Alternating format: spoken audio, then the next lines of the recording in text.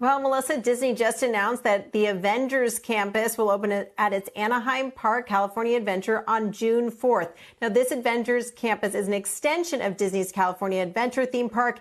That park, along with Disneyland, they open on April 30th.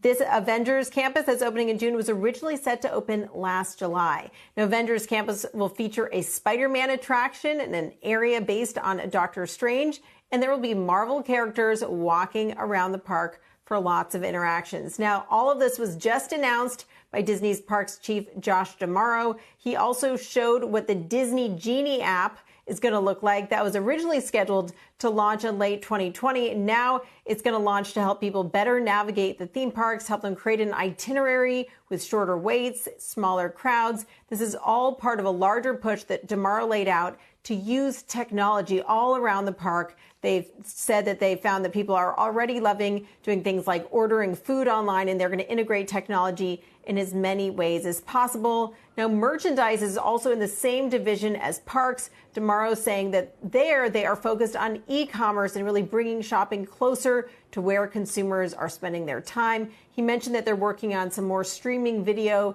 shopping events, so integrating content and commerce there. He also talked about embracing technology and diversity in everything this parks and consumer products division is doing, Melissa. Julia, should we expect in this update to get also a read on demand so far for Disneyland parks in terms of advanced tickets sold, et cetera? Well, look, I think we will know a lot more on April 30th when Disneyland opens. But we heard from Bob Chapek not too long ago when I interviewed him recently that they think so far demand has been great. And they can tell a little bit based on the number of people who are showing up to the outdoor area that's right outside the entrance to the parks, which has had restaurants and shops selling things for a bit now. So they can get a sense of demand there. And also just in terms of Florida, obviously that park has been open for a while now. Yep. Julia, thank you. Julia Borston. Dan Nathan, where do you stand on Disney as it is going to reopen all of its properties in the U.S. at this point soon?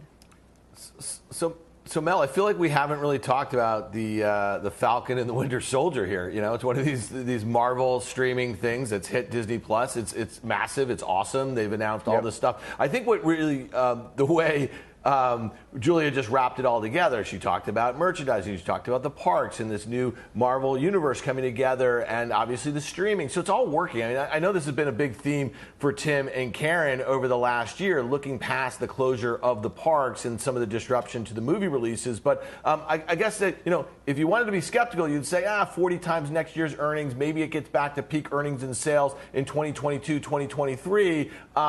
But who cares about valuations anymore? Trading at 40 times, I guess, is kind of the answer. So the prior high was 200 from a few weeks ago. It probably gets back here on this. There is an uptrend that it broke from last year's lows that I think is pretty impactful from purely a technical basis. But there's probably a trade here near term back to 200. Shepard Smith here. Thanks for watching CNBC on YouTube.